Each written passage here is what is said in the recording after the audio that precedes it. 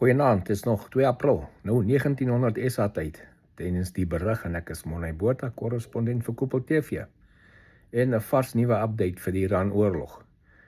Iran self, sy eie weermag het nou uitgekom en sê vir die Amerikaners en die Israelies, dat hulle het gemis, hulle het die teiken gemis waar die uranium stockpiles is, en hulle het nog baie stockpiles op ander plekke, wat ons nie van weet nie.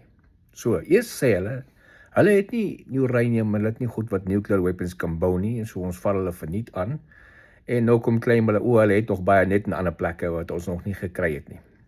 Dis nog 'n baie groot teken van 'n regime wat besig is om te kollaps. 'n weermag, as 'n weermag op sy laaste voete is, dan gaan hy allerlei propaganda in die wêreld instuur om te probeer die vyand of die ander kant te oorreed om 'n ander rigting in te gaan of so aan.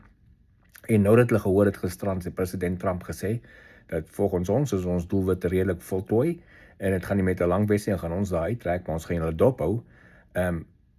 Intussen skiet hulle nog steeds indiscriminately in hulle buurlande in dorpe in stede in siviele teikens.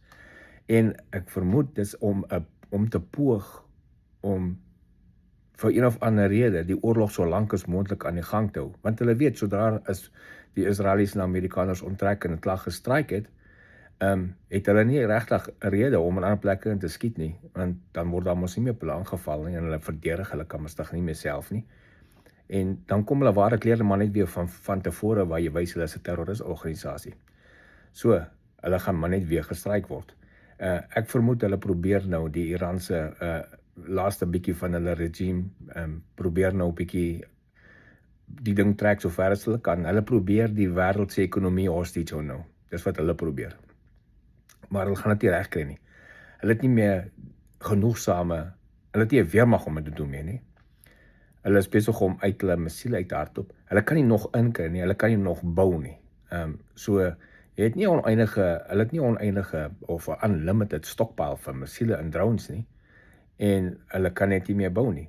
Iemand het my gevra, ek moet verduidelik bietjie wat ek bedoel met die energiesektors, hoekom energiesektors geteiken gaan word, hoe word energiesektors gebruik vir die dryf vir hulle oorlog, baie maklik. As jy nie meer elektrisiteit het nie, kan jou fabrieke nie loop nie. As jy nie meer olie het nie, kan jy dit nie verkoop aan China en daai geld gebruik om nog missiele en drones en goeders te bou nie. So, die infrastruktuur wat energie betref, hulle gebruik meeste van hulle energie vir hulle eie doelwit, die radikale moslim regime in Iran. Hulle worry nie oor hulle populasie nie. Hulle worry nie hoe lank hierdie oorlog aangaan nie. Hulle probeer hom so ver as moontlik uittrek, want hulle het nie 'n saak met hulle populasie nie, of hulle populasie nou suffer daaronder of nie, maak nie van hulle saakie, want hulle het hulle oppress vir die laaste 47 jaar anyway. So, vir hulle maak dit nie saakie, vir hulle gaan dit maar net, hulle wil daar aangaan so ver as hulle kan, om die oorlog uit te rek en om steeds op die wêreldekonomie te plaas en so te probeer bewys hulle kan die westerse wêreld onderdruk op hulle manier, maar gaan dit nie veel help nie. So, daai blaf wat hulle maak, het hulle nou kamersdag nog en ekstra verryk die Iran onder die grond op ander plekke wegsteek.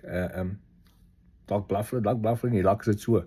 Hulle gaan nie wegkom daarmee, hulle gaan nie ver weg, hulle kan nie verder voortberei dan, want dan hulle word nou baie goed opgehou. En intussen hoor ons dat die Russe kamersdag nou vir Iran gaan S-500 lugafweerstelsels gee, want hulle is kamersdag die beste in die wêreld, soos die S-400 kamersdag die beste in die wêreld was, en toe bewys is nie, want dis wat hulle gehad het daarso, en in ander plekke, wat die Amerikaners en die Israelies net gaan destrooi het, sonder dat hulle kon afskiet. So, hier's die probleem vir die radikale Islam regime daar in Iran. Hulle is nou besig, hulle is op hulle laaste voete. Hulle is nou regtig besig om te pluk na een of ander strooi om te help. Kyk, hulle nie nog 'n bietjie in die gang bly nie. Maar so, ek sien maar net swart tye vir hulle. As ek hulle is, kom ek na die negotiation tafel toe, soos daar gevaar word al vir weke.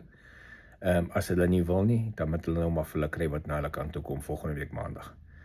So, dit is Morne Botha, die korrespondent vir Koepel TV. Geniet die dag verder.